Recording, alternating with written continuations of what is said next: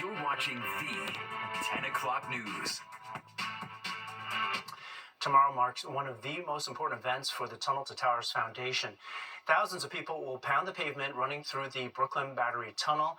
And today, the organization held its appreciation celebration in Liberty State Park. Fox 5's Richard Jacobus has a story.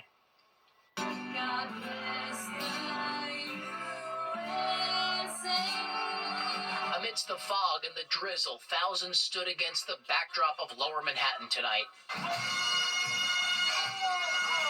ahead of one of the most prominent and meaningful days of the year. That's New York for you, right? We always show up, we're always here for each other, and rain's never going to stop us. And it didn't stop. Thousands from packing Liberty State Park to kick off the Tunnel to Towers Run weekend, an evening of appreciation to say thank you to the heroes who make the annual 5K run walk possible year after year.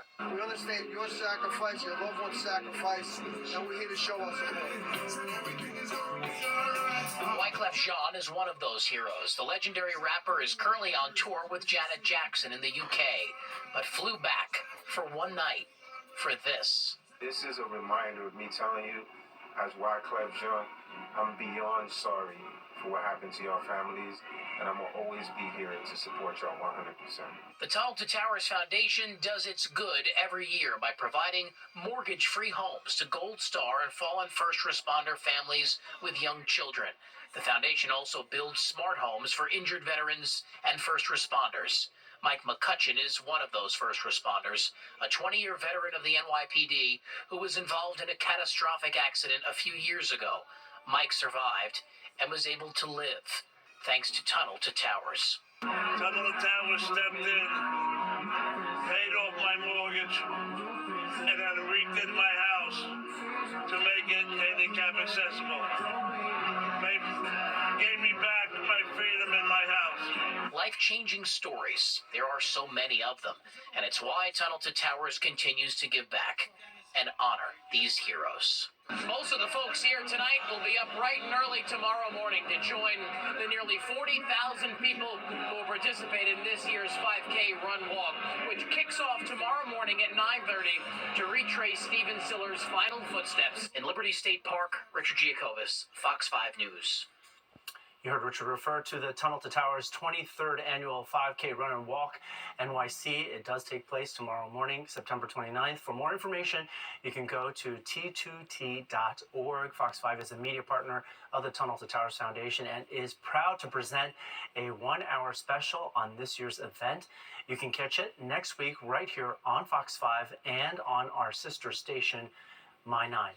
Now, a lot of New Yorkers are participating tomorrow. Seems like most of our stations are going to be there. Who better to ask than Audrey Puente about exactly how conditions might look tomorrow morning? Well, I think some city leaders and transportation advocates continue calling for the restoration of ferry service between Staten Island and Bay Ridge, Brooklyn. A group rallied today on the steps of Staten Island Borough Hall, urging for a fast route to connect the two boroughs. They say the service would bring more affordable and sustainable travel options to residents and also relieve congestion on the Verrazano Bridge. We want more opportunities to live, work, and play with the rest of the city. We're tired of being the forgotten borough. The North Shore has a lot to offer, and we know there's a lot on the other side of the harbor, and we want to be able to access it instead of taking the bridge. Those in support of this claim that over 4,200 residents from both sides of the bridge have signed a petition in support of that ferry service route.